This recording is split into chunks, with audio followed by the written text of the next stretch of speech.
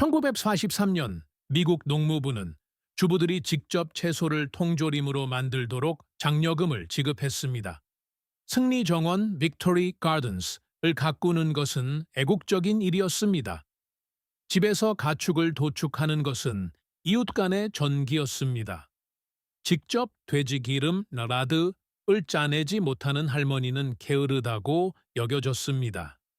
오늘날 조부모님이 농장에서 하셨던 일의 절반만 해도 연방 벌금을 물 수 있습니다. 하지만 여기에 반전이 있습니다.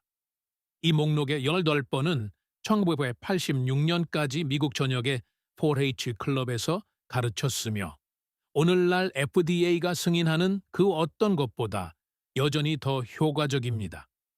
그리고 4번의 경우 USDA는 그것이 대공황 기간 동안 어떤 정부 프로그램보다 더 많은 생명을 구했다는 것을 알고 있으면서도 어쨌든 단속을 강행했습니다.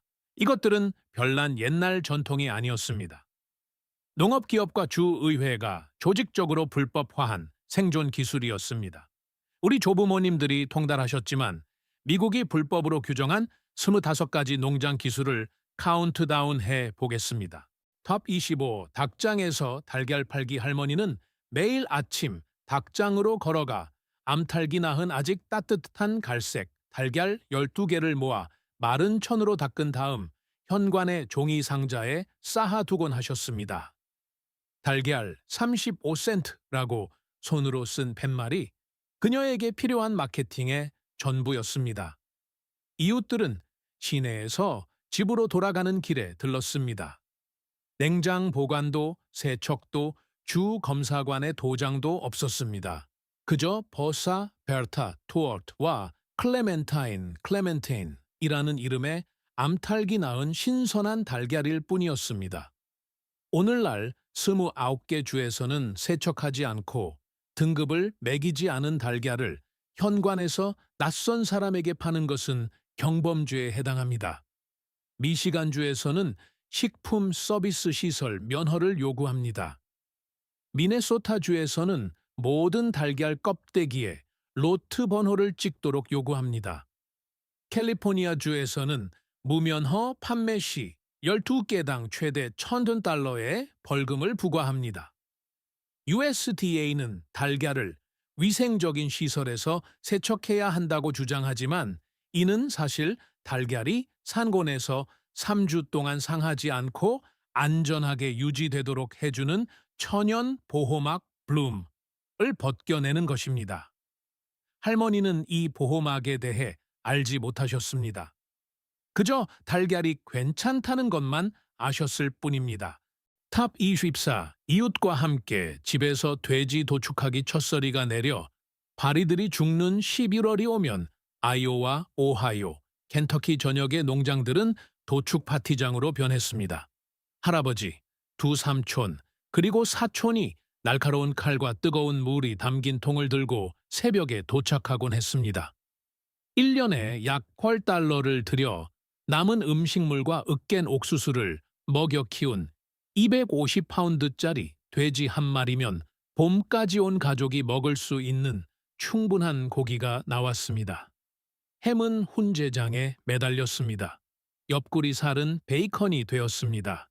심지어 돼지기름도 커피캔에 담겼습니다. 이웃들은 다 쓰지 못한 고기를 사과 한 부셸과 교환했습니다. 이 관행은 이제 상업적 판매나 물물 교환을 목적으로 할 경우 모든 주에서 불법입니다. 연방법은 고기가 거래될 때 USDA의 검사를 받은 시설을 거치도록 요구합니다. 버지니아주와 펜실베이니아주에서는 여전히 자가 소비를 위한 개인 도축을 허용하지만 고기 꾸러미를 이웃집으로 건네는 순간 $10,000의 벌금과 1년의 징역형에 처해질 수 있는 연방 범죄를 저지르는 것이 됩니다. 탑 23.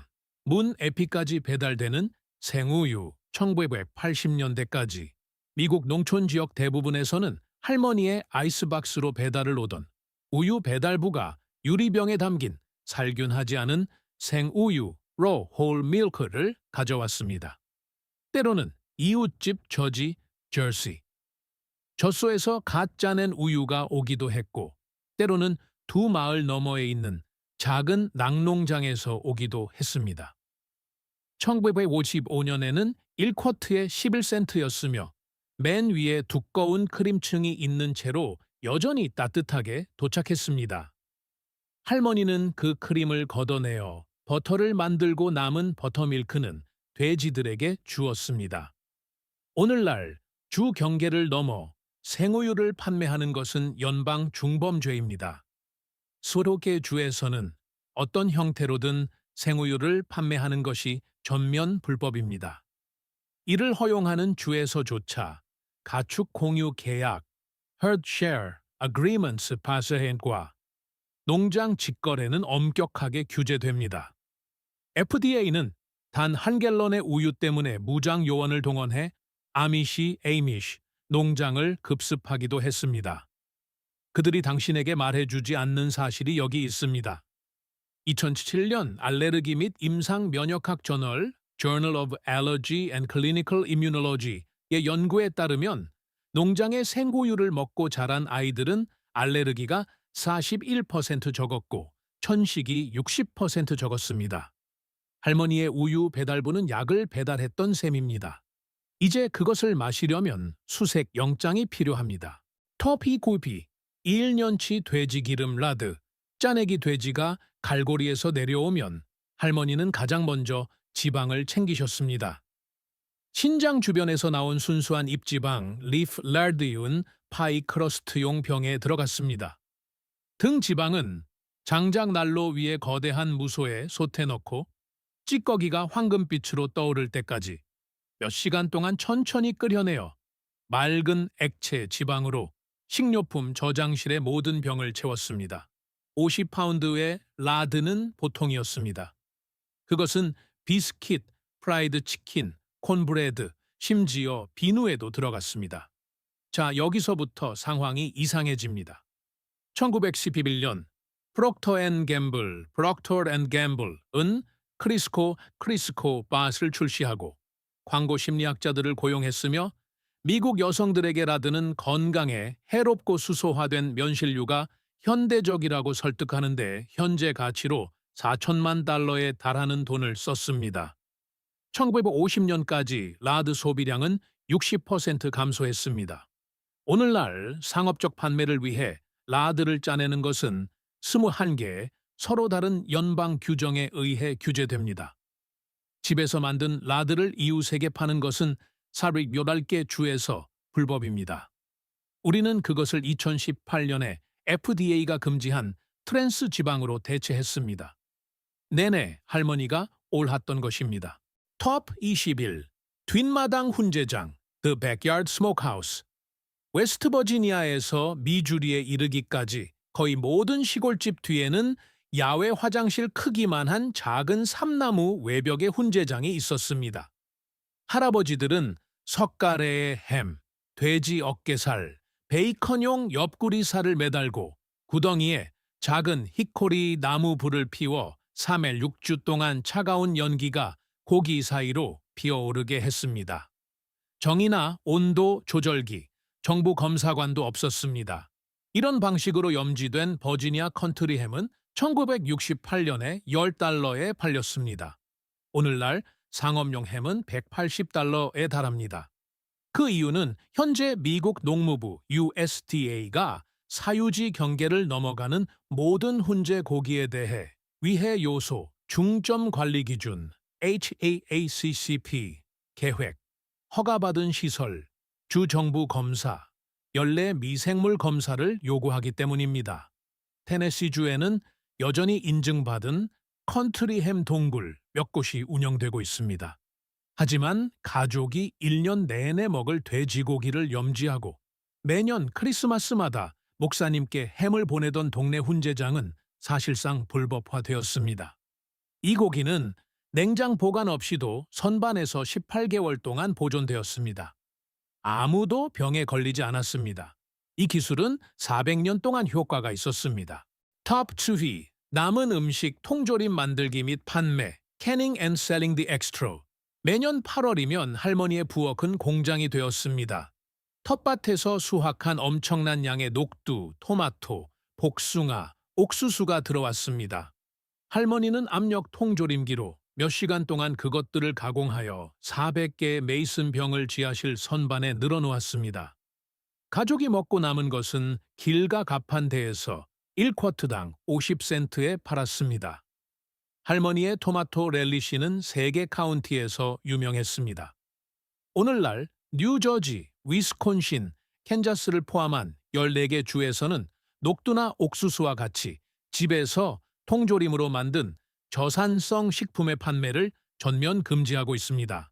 간의 수공업 식품법 (Cottage Food Laws)은 구운 식품과 잼을 허용하지만 pH 측정기가 개입되는 순간 상업용 주방이 필요해집니다. 할머니는 압력 통조림기, 타이머, 그리고 상식을 사용했습니다. 이제 주 정부는 동일한 결과를 얻기 위해 4만 달러짜리 상업용 주방을 요구합니다. 톱 9. 동네의 가족용 젖소 The Family Milk Cow in Town. 1962년까지만 해도 인구 5천 명 이하의 마을에서는 뒷마당의 작은 헛간에 가족용 젖소 한 마리를 키우는 것이 흔한 일이었습니다. 캔자스주 오타와나 메인주 뱅고어에 사시던 증조 할머니는 새벽에 헛간으로 걸어나가 온순한 건지 괸세이 품종 젖소에 젖을 짜서 버터, 우유, 치즈를 만들 수 있는 하루 2갤런의 우유를 얻었습니다. 젖소는 부엌에서 남은 음식, 찌꺼기와 옆집 공터의 풀을 먹었습니다. 그 동물 한 마리가 연간 약 1,000돈 200달러어치의 유제품을 제공했는데 이는 오늘날 가치로 약 12천 달러에 달합니다. 현재 거의 모든 지자체에서 시 경계 내 소 사육을 금지하고 있습니다. 조례 위반 시 하루 500달러에서 2,000달러의 벌금이 부과됩니다. 심지어 시골 지역에서도 구역지정위원회와 주택 소유자 협회의 규약 때문에 이는 거의 불가능해졌습니다. 우리는 자급자족하던 유제품을 포기하고 1,500마일을 이동해 우리에게 오는 1갤런짜리 초고온 살균 우유와 맞바꾼 것입니다. 톱 28. 집에서 증류한 과일 브랜디 Home Distilled Fruit Brandy. 에팔레치아나 오자크에 사시던 할아버지의 옥수수 창고 뒤에는 작은 구리 증류기가 숨겨져 있었습니다. 사과 수확 후 남은 사과를 통에 넣어 발효시켜 하드사이더로 만든 다음 이를 증류하여 애플잭을 만들었습니다. 할아버지는 1년에 10갤런 정도를 만들어 메이슨 병 하나를 이웃의 사슴고기 널쩍다리와 교환하고 나머지는 약용으로 보관하셨을 것입니다. 복숭아, 브랜디, 옥수수 위스키, 블랙베리 코디얼. 이것들은 파티용 음료가 아니라 가정의 필수품이었습니다. 1920년에는 애플잭 한 잔이 겨울 감기의 표준 치료법이었습니다. 여기서 놀라운 점이 있습니다. 개인 소비를 위한 자가 증류는 남북전쟁 중이던 1862년에 연방 소비세가 부과되고 이후 한 번도 해제되지 않기 전까지 대부분의 주에서 합법이었습니다. 오늘날에는 개인적인 용도라 할지라도 집에서 증류한 술은 단 한 방울만 있어도 연방 중범죄에 해당합니다. 반면 주류 담배, 화기 및 폭발물 단속국 ATF은 성인 1인당 연간 최대 100갤런까지 맥주와 와인의 자가 양조를 허용하고 있습니다. 2004년에 기밀 해제된 재무부 기록에 따르면 증류가 여전히 불법인 유일한 이유는 세수 때문입니다. 결코 안전의 문제가 아니었습니다. 탑 17. 헛간 지붕에서 빗물 모으기 Rainwater Harvesting from the Barn Roof. 1920년 콜로라도 서부 유타 또는 네바다에 사시던 할머니는 헛간 지붕에서 500갤런짜리 물탱크로 이어지는 홈통을 설치했습니다.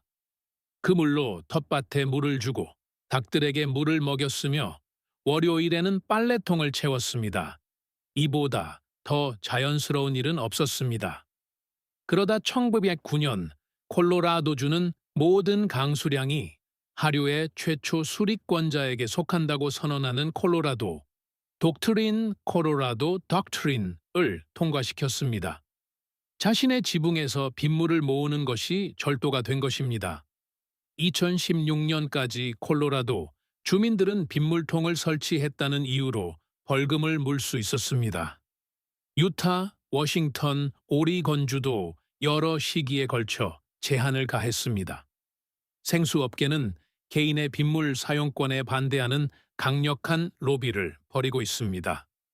네틀레는 14개 주에서 수리권을 유지하기 위해 수백만 달러를 썼습니다. 할머니는 빗물을 모았습니다. 오늘날에는 허가증이 필요합니다. 탑 16. 5고의 화장실과 구덩이, 화장실 실내 배관이 미국 농촌 지역에 보급되기 전 많은 지역에서 1955년까지 보급되지 않음. 모든 농계는 우물 아래쪽으로 파놓은 구덩이 화장실이 있었습니다. 약 6피트 깊이의 얕은 구덩이에 나무 벤치가 있고 문에는 반달 모양이 새겨져 있었으며 휴지 대신 시어스 로벅, 시어스, 로이벅 카탈로그를 사용했습니다. 6개월마다 할아버지는 새로운 구덩이를 파고 화장실을 옮겼습니다. 예전 구덩이는 석회와 정원 흙으로 덮었고 1년 후 그곳에서는 카운티에서 가장 훌륭한 호박이 자랐습니다. 오늘날 미국 50개 주 전체의 정화조 규정은 영구 거주지에서 구덩이 화장실을 금지하고 있습니다. 알래스카의 외딴 오지 마을에서만 여전히 허용됩니다. 대부분의 주는 설치 비용이 $8,000에서 $25,000에 달하는 허가된 공학적 정화조 시스템을 요구합니다. 퇴비화 화장실은 여전히 14개 주에서 주거용으로 불법입니다.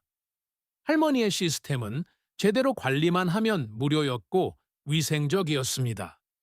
지금은 고장난 정화조가 우물을 오염시킬 수 있지만 아무도 책임지지 않습니다. 터프 세비오, 교회 빵 바자회에서 파이 팔기 할머니는 토요일 새벽 4시에 일어나 라드 크러스트로 사과 파이 6개를 밀어 구운 다음 모금 행사를 위해 감리교회에 가져다 놓곤 하셨습니다. 한 조각에 25센트, 파이 한 판에 $2였습니다. 교회는 선교 자금을 모았고 아무도 이를 이상하게 생각하지 않았습니다. 2011년 FDA는 식품안전현대화법에 대한 해석을 업데이트했습니다.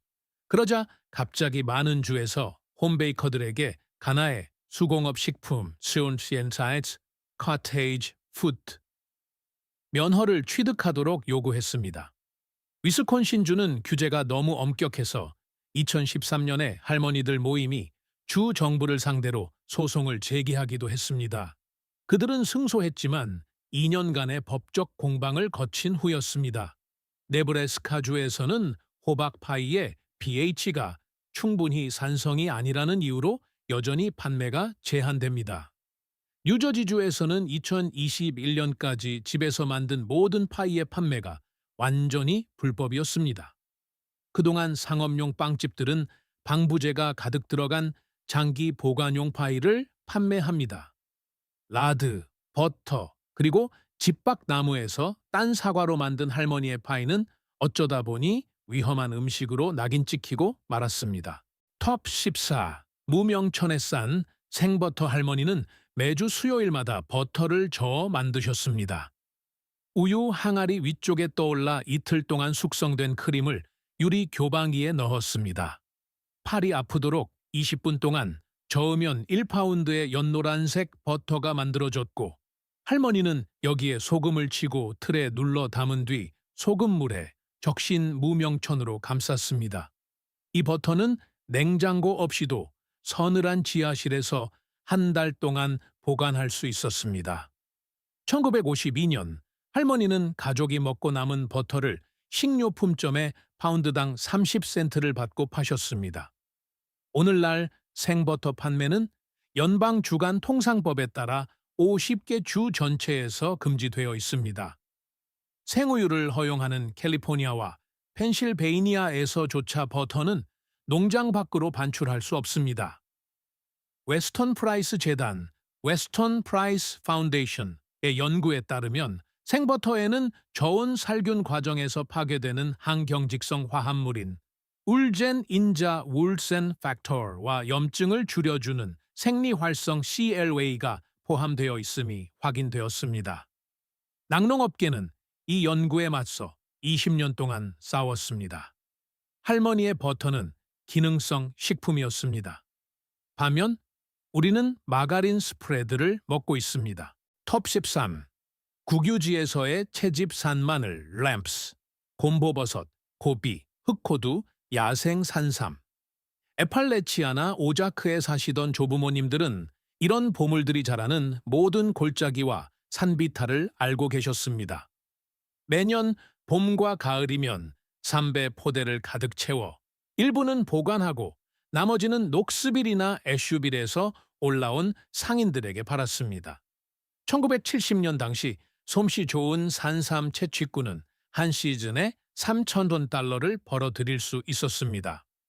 오늘날 국유림에서의 찻집은 31개 주에서 허가증을 요구합니다.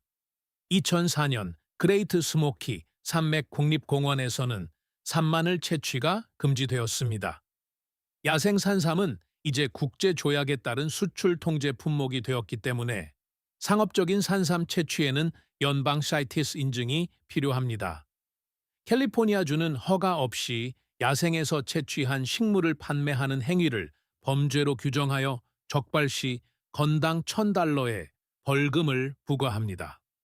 이제 기업형 영양제 회사들이 재배된 버전을 병당 $80에 판매하고 있습니다. 텁차뷰 지하 저장고 농산물 직판장.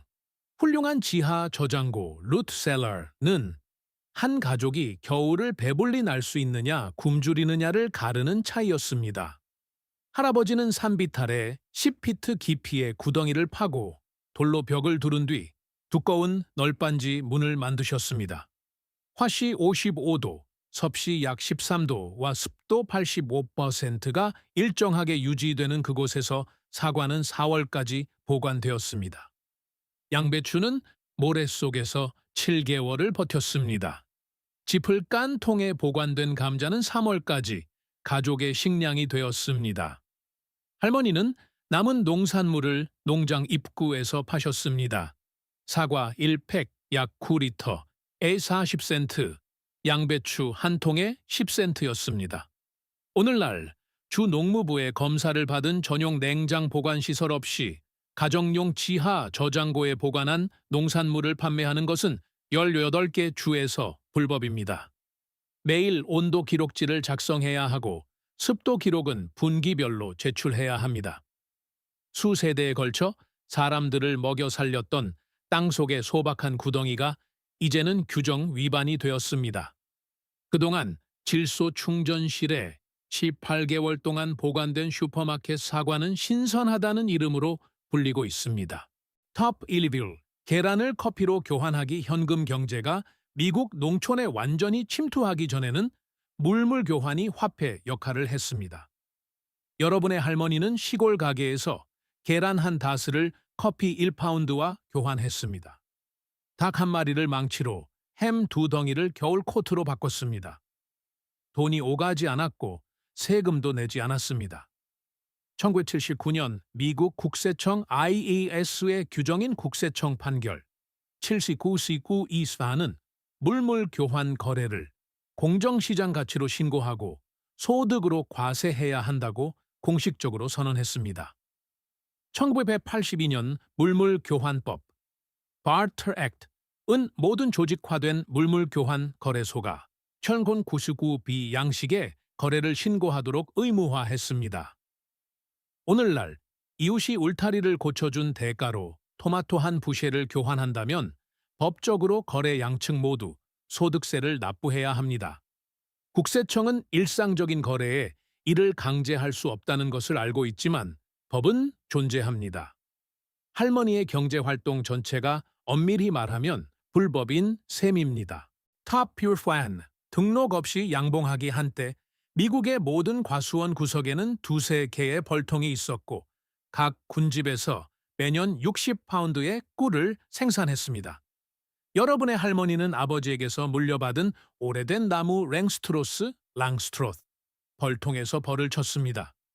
가열한 칼로 꿀을 수확하여 메이슨 병에 담았고 필요 없는 것은 팔거나 교환했습니다. 오늘날 38개 주에서는 양봉가 등록을 의무화하고 있습니다. 텍사스, 플로리다, 캘리포니아는 연례 검사도 요구합니다.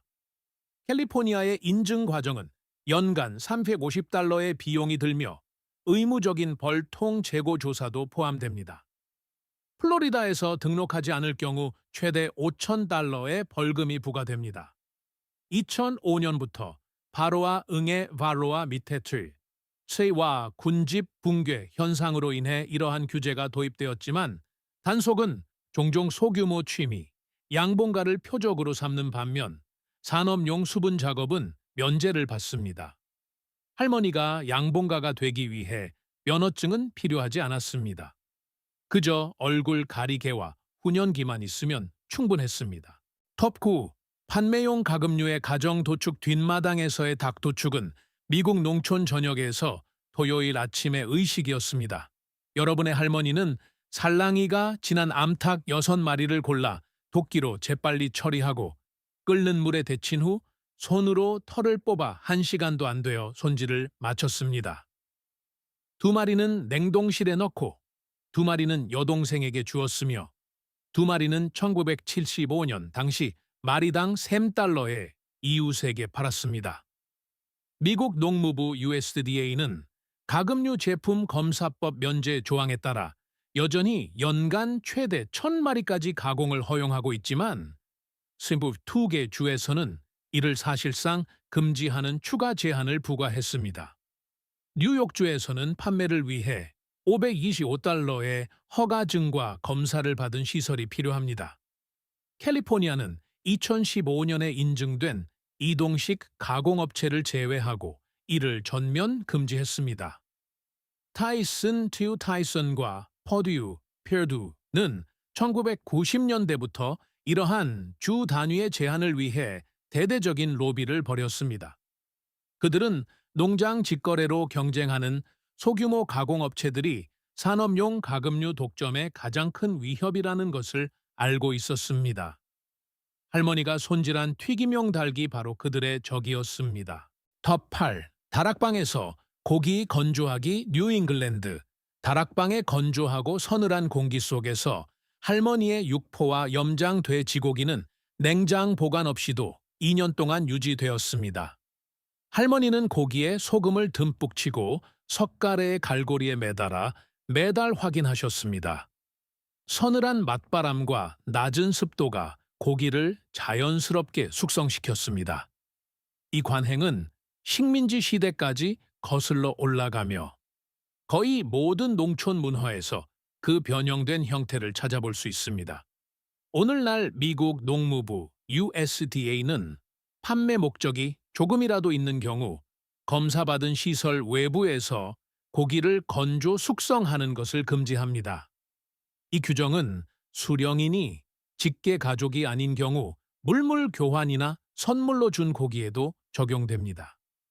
가정에서의 육포 생산은 개인적인 용도일 경우 50개 주 모두에서 엄밀히 말해 합법이지만 일리노이와 매사추세츠를 포함한 4개 주에서는 온도와 시간 매개 변수를 제한하여 전통적인 다락방 숙성을 불가능하게 만듭니다. 시판 육포에는 질산염, MSG, 설탕이 가득 들어 있습니다. 할머니의 육포는 오직 고기, 소금, 타임 뿐이었습니다. 톱 7. 샘물집 스프링하우스. 냉장고 1950년대 오자크, 오사카, 에팔레치아, 아팔라치안. 농촌 가정에 전기 냉장고가 보급되기 전 여러분의 조부모님은 사유지를 흐르는 차가운 가을 위에 샘물집을 지었습니다. 항상 화씨 50도를 유지하는 그 작은 돌 건물 안에서는 우유, 버터, 계란이 담긴 항아리가 꼬박 일주일 동안 보관되었습니다. 샘물이 항아리 주변을 끊임없이 흐르며 모든 것을 시원하게 유지했습니다. 운영 비용은 전혀 들지 않았습니다. 오늘날 환경품질부 Department of Environmental Quality의 허가 없이 천연 수원 위에 구조물을 짓는 것은 43개 주에서 불법입니다. 수질오염 방지법 6, Clean Water Act 스타트스과 주 단위의 습지 보호 규정은 샘물집을 잠재적인 오염원으로 간주합니다. 땅을 소유하고 있더라도 그 아래의 샘물은 규제 대상이 될 수 있습니다. 허가증 비용은 $1,200에서 $4,000에 달하며 엔지니어링 설계도가 필요합니다. 할머니의 샘물집은 중력과 물리학으로 작동했습니다. 이제 그것은 관료주의로 작동합니다. 톱 6. 나무재와 지방으로 만든 잿물. 비누 할머니가 비누를 만드시는 모습만큼 자급자족을 잘 보여주는 것은 없습니다. 할머니는 겨울 내내 벽난로에서 나온 나무재를 모아 빗물에 걸러 가성 칼륨 잿물을 만든 다음 모아둔 베이컨 기름 및 수지와 섞어 약한 불에서 끓였습니다. 그 결과물은 철사로 잘라 막대 모양으로 만든 옅은 호박색 비누로 한 달 동안 현관에서 건조되어 빨래부터 설거지, 토요일 밤에 목욕에 이르기까지 모든 용도로 사용되었습니다. 1년치 비누를 마련하는 데는 시간 외에는 아무런 비용도 들지 않았습니다. 오늘날 FDA는 상업적으로 판매되는 수제 비누를 화장품법에 따라 규제합니다. 성분 테스트, 라벨링 규정 준수, 우수 제조 관리 기준, GMP에 따른 제조가 요구됩니다. 또한 13개 주에서는 판매 시 사업자 면허를 요구합니다. 애쉬, 엣시. 수공예품 판매자는 21 CFR 700 규정을 준수해야 합니다. 실용적이고 생분해성이며 무료였던 할머니의 비누를 판매하려면 이제 $2,000의 초기 규제 준수 비용이 필요합니다. 톱 C. 가족의 식탁을 위한 야생 사냥감 스포츠가 아닌 식량을 위한 생계형 사냥은 할아버지가 식탁에 고기를 올리는 방식이었습니다. 1월에 잡은 사슴 한 마리는 50파운드의 사슴 고기를 제공했습니다. 토요일 아침에 잡은 다람쥐 12마리는 3번의 가족 식사가 되었습니다. 야생 토끼, 칠면조, 뇌조는 모두 제철에 잡을 수 있는 훌륭한 사냥감이었습니다. 할아버지는 또한 모피를 얻기 위해 사향쥐와 비버를 덫으로 잡아 주 경매에서 가죽을 팔아 여윳돈을 벌기도 했습니다. 오늘날 생계형 사냥 면제는 알래스카와 미네소타 일부 지역의 부족민에게만 존재합니다. 이제 모든 주에서는 연간 $30에서 $150에 이르는 사냥 면허를 요구합니다. 야생 사냥감 고기를 판매하는 것은 1900년 제정된 레이시법 레이시 액트에 따라 50개 주 모두에서 불법입니다. 모피 거래는 멸종 위기에 처한 야생 동식물종의 국제 거래에 관한 협약 CITESS의 규제를 받습니다. 할아버지는 숲에서 가족을 먹여 살리고 여윳돈을 벌었습니다. 하지만 이제 모든 사슴에는 태그가 필요합니다. 모든 덫은 등록해야 합니다. 그리고 이웃에게 토끼 뒷다리 하나를 파는 것조차 연방 범죄가 되었습니다. 톱 C. 건조한 서부 지역의 빗물 저장조 와이오밍. 몬테나, 네바다 또는 뉴멕시코에 사셨던 증조 할머니는 모아둔 빗물을 중심으로 집안 전체의 살림을 설계하셨습니다. 현관 아래의 저장조는 지붕에서 흘러내리는 물을 받았습니다.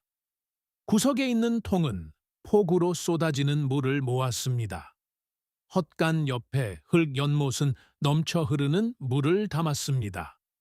우물물은 귀하고 종종 알칼리성이었기 때문에 증조 할머니는 빗물로 정원에 물을 주고 닭과 돼지를 먹이고 심지어 빨래까지 하셨습니다.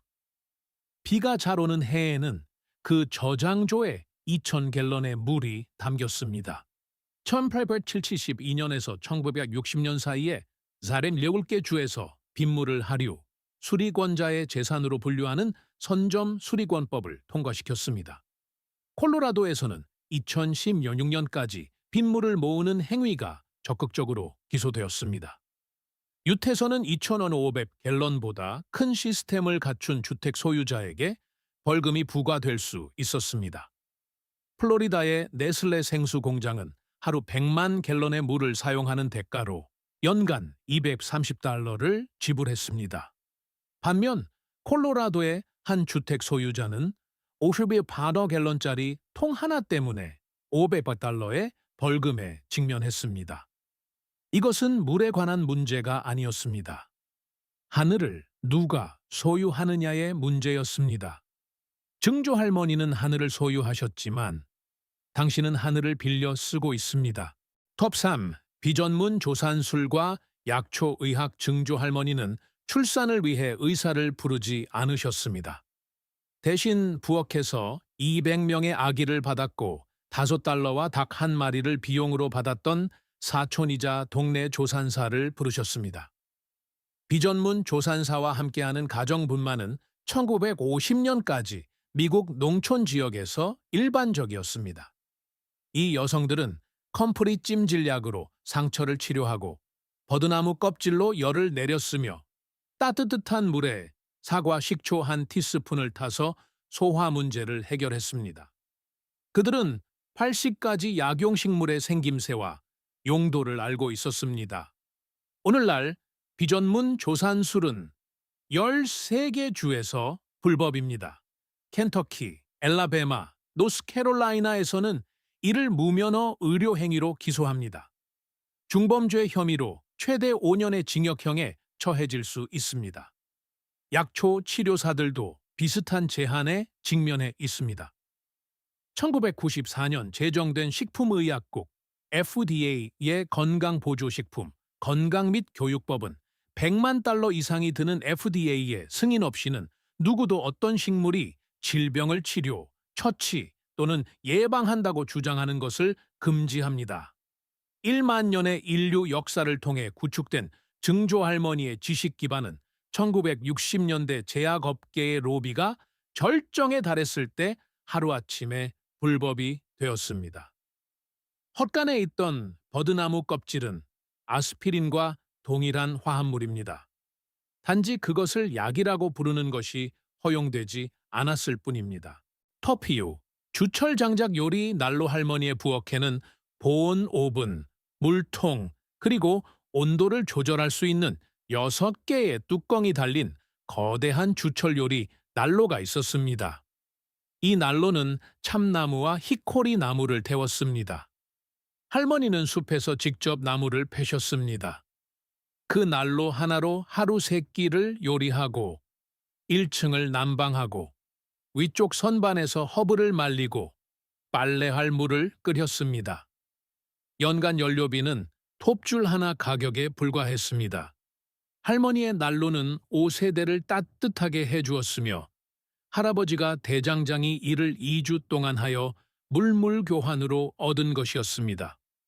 오늘날 19개 주에서는 새로운 장작난로가 2020년 환경보호청 EPA 인증 기준을 충족해야 합니다. 이를 준수하지 않는 난로는 덴버, 시애틀, 샌프란시스코 베이 지역 전체를 포함한 38개 지자체에서 금지되어 있습니다. 새로운 인증 난로는 3,500달러이며 센서와 촉마의 변환기가 장착되어 있습니다. 이제 동일한 효율로 동일한 기능을 수행하는 난로를 사용하면 하루에 1,000달러의 벌금이 부과될 수 있습니다. 톱율 마을 공동 돼지 도축 바로 이것입니다. 이 목록에 있는 모든 자급자족 기술이 12월의 어느 오후에 하나로 모인 순간입니다. 아이오와 오하이오 또는 테네시에 있던 여러분의 증조 할아버지 농장에서는 도축하는 날 10가구가 모였습니다.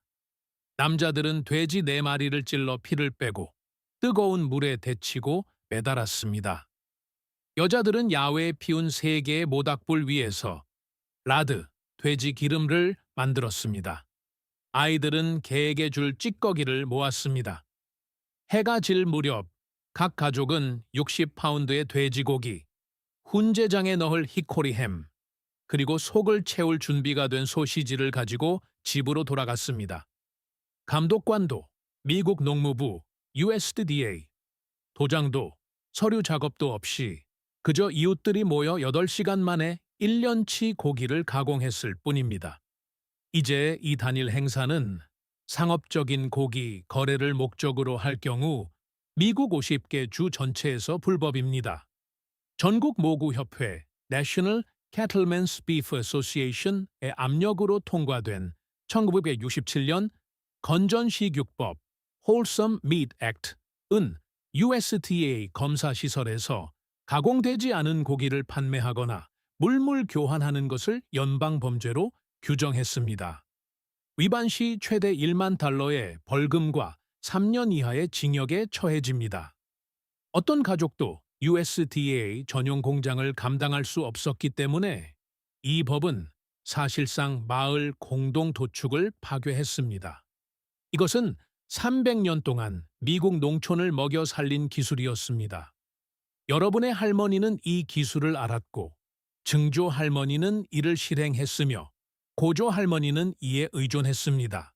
그리고 이제 그것은 미국에서 가장 불법적인 자급자족 활동이 되었습니다.